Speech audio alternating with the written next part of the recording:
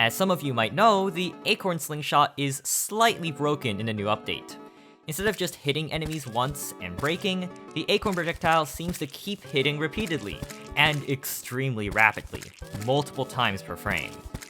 This often leads to it completely shredding normal enemies instantly, leaving behind nothing but a pool of damage numbers. You might think this is because the developers forgot to enable the invincibility frames for the Acorn Slingshot. After all, rapid hitting like this is indicative of iframe removal, but this explanation doesn't really make sense. First, the Acorn Slingshot isn't a new addition, nor did it receive any changes in the new update, so it makes no sense that developers forgot to enable the iframe somehow.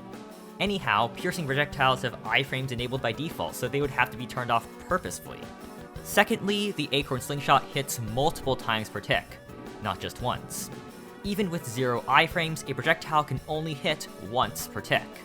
The only way for it to hit faster would be for it to have extra updates, which it doesn't, so it clearly isn't the work of iframes.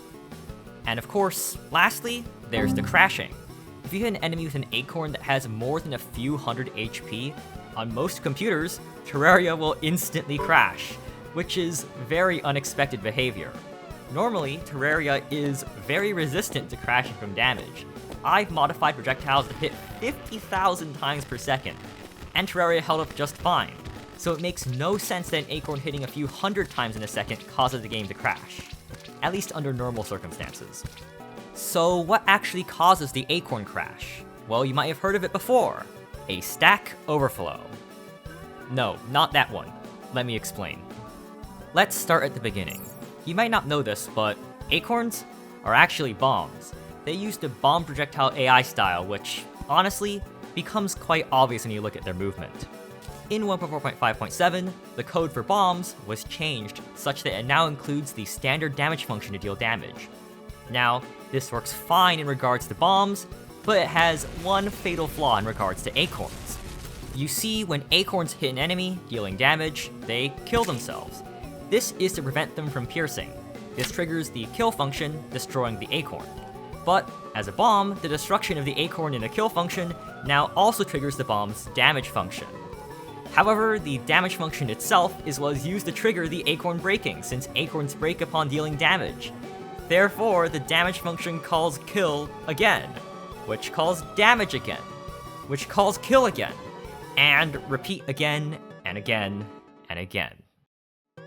This loop repeats until the enemy dies, and since damage is called over and over, the acorn deals a boatload of hits in just an instant, which is what you see. But what about the crashes?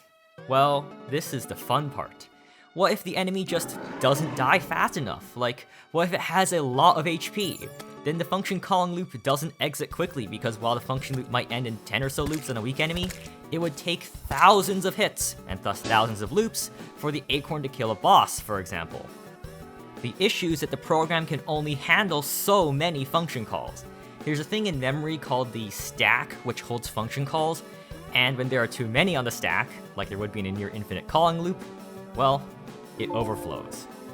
And the program crashes. This is why the Acorn Slingshot crashes when used on large enemies.